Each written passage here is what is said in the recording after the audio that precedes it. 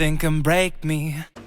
Hi, I'm Emma. Hey guys, I'm John, and we're Emma and John, you're welcome. Welcome back if you've been here before, and if you're brand new then thank you so much for joining us. I hope that you'd like to stick around and join us in all of our adventures. You can do that by hitting the little subscribe button. Just down there, you know it is. If you do hit the subscribe button, then please make sure to turn on the notification bell as well, and then you'll be notified every single time we post. Absolutely. So you might guess from the title, or you might guess from my space themed days, that today we are talking about Tomorrowland. We are, yeah, we continue on our Magic Kindom journey. Yeah, so we've got some fun facts and secrets about Tomorrowland. It's surprising how many things there are to know about each land, actually. Absolutely, I love them because there's stuff that you just walk past, not realise you've got any relevance to anything, and when you do these series you find out what they mean and why it's there. Yeah, so let's get on with the facts and the secrets. Secret number one, all of the plants in Tomorrowland, and actually all of the plants in Disney World, but specifically Tomorrowland, are edible plants. This is because Tomorrowland is based on the future, and Disney have obviously assumed that in the future we will be more sustainable, so they wanted all the plants to be edible, but also not just that, they wanted it to be safe in case a child picked something up and put it in their mouth. They do cover the plants in pesticides though, so I wouldn't recommend eating them. I love that because, I mean, what a year did Magic Kindom open, and they thought about sustainability then, and now we're in 2020 and we're still not there 100% yet. Amazing. And I love the fact that they thought about, just in case a child picked it up and put it in their mouth, that it's safe to eat. It won't taste very nice, but it's safe to eat. No, I don't think it tastes very nice.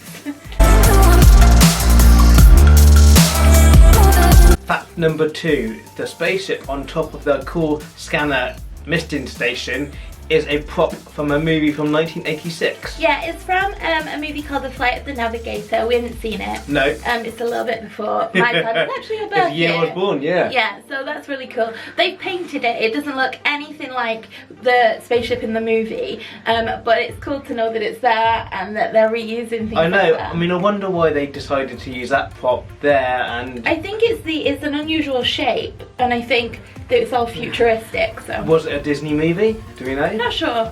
It must be, surely, if it's in Disney World. You would think so. Glad that Disney sort of take these props from different movies and put them in places where you're not expecting them, because no one expected it to be on top of a misting station.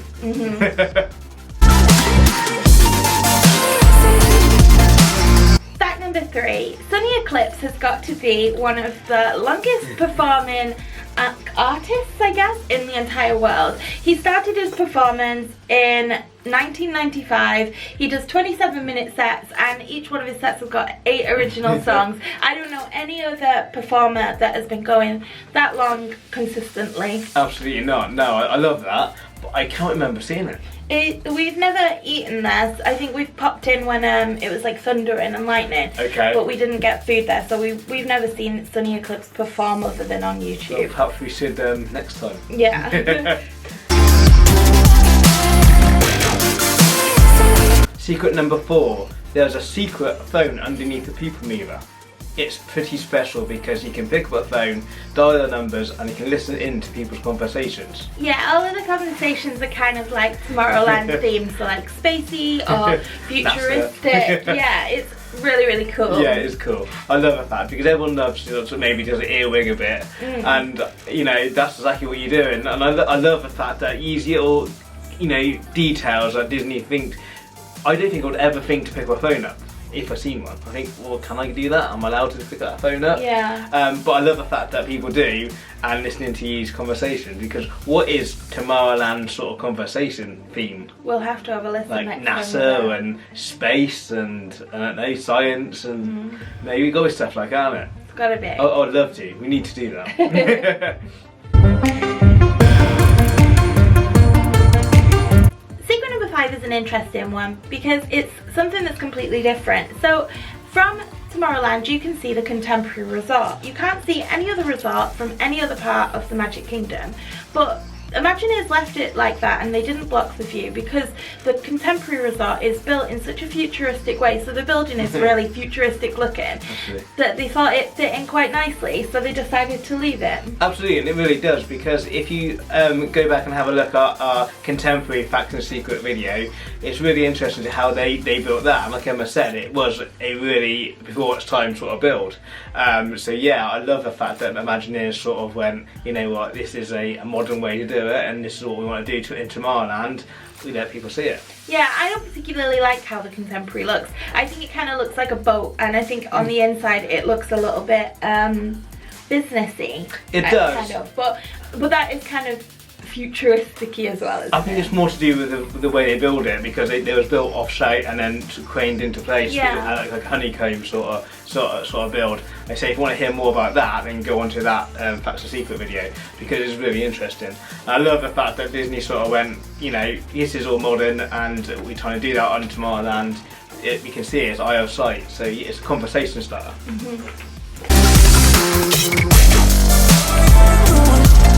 Secret number 6.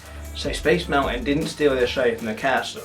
Disney Imagineers built it 15 feet below the rest of Tomorrowland.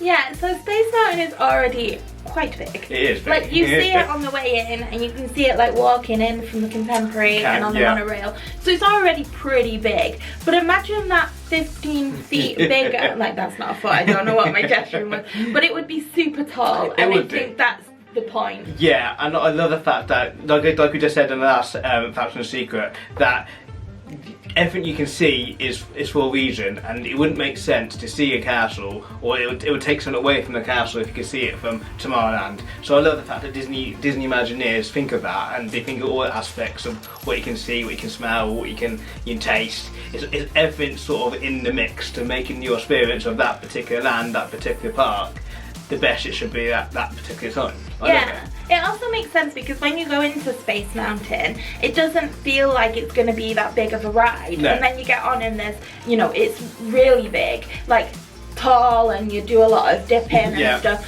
And if it was just what you see, you wouldn't be able to dip that far. It wouldn't be that scary. So yeah, I think it's cool, and I think it's probably more for the height than the width, because it's quite wide. The ride. But yeah, I think it's cool that they've gone, oh, hang on, nope, this can't be taller than the castle. But I really think that Disney Castle's probably not that tall either. I mean, we talked about before that Disney used forced perspective a lot, and I would imagine that it looks bigger than it actually is. Yeah, probably. So yeah, they can't have something what should be smaller than the castle looking taller. It just make it all wrong. Yeah.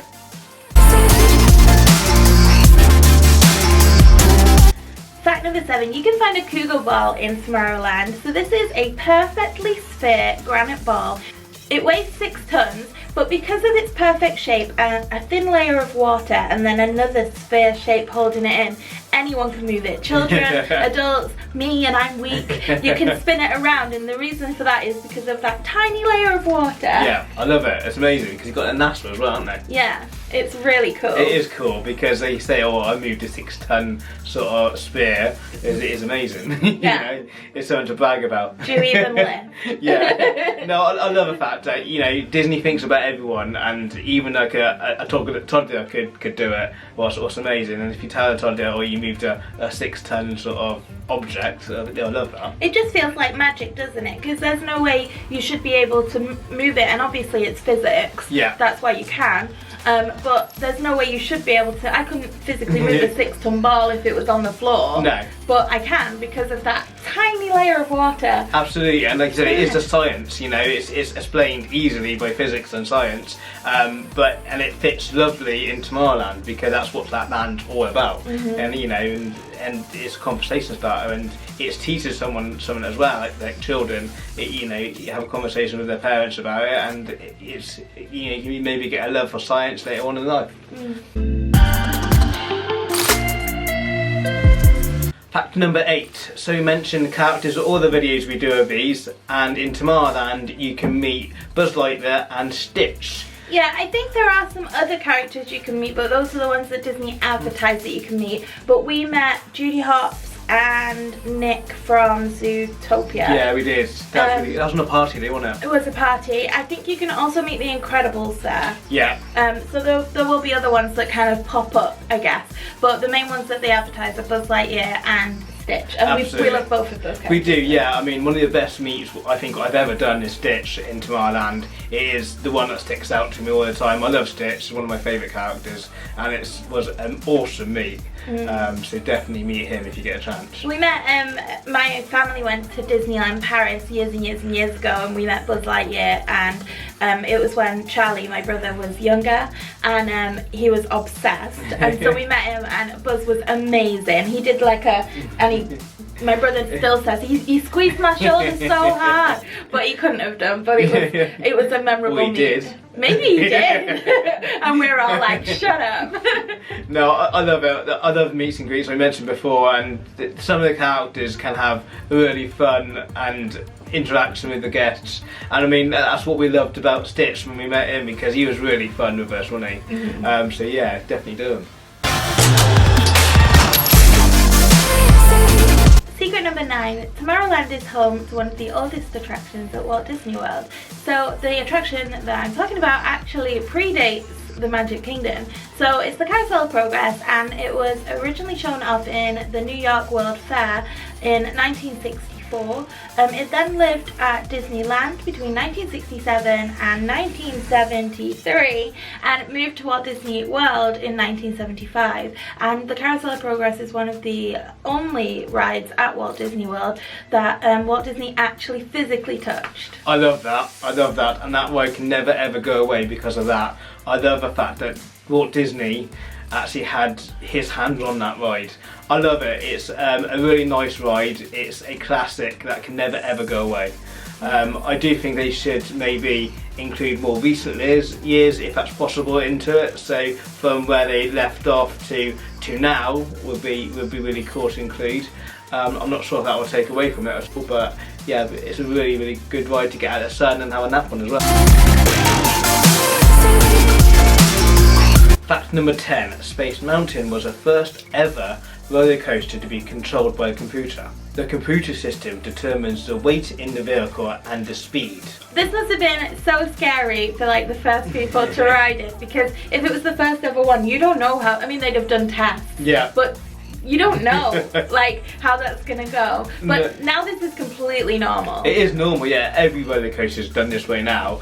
But I love the fact that Disney was the first theme park to have a roller coaster like this, and they just continue to, you know, be ahead of the technology. I mean, like Pandora, Flight of Passage, it's always ahead, one step ahead of other theme parks. That's amazing. Yeah, it's really cool. I think probably most roller coasters now are computer controlled. Yeah. I think it's very clever, but also very scary. It is. I mean, all it is obviously the more weight in the vehicle, the less speed it can, because it have its own momentum. So it's dead simple to really think about now. But like Emma said, if you was the first people on that roller coaster and they said, oh, it's controlled by a computer, where computers wasn't as well known as like it is now, it takes some guts. Yeah, I'd have been scared. Yeah. So that's all of our facts and secrets about Tomorrowland. There were some really fun ones, and I keep being surprised by how many there are in like the individual lands. Absolutely. Let us know if you know any other facts and secrets down in the comments below,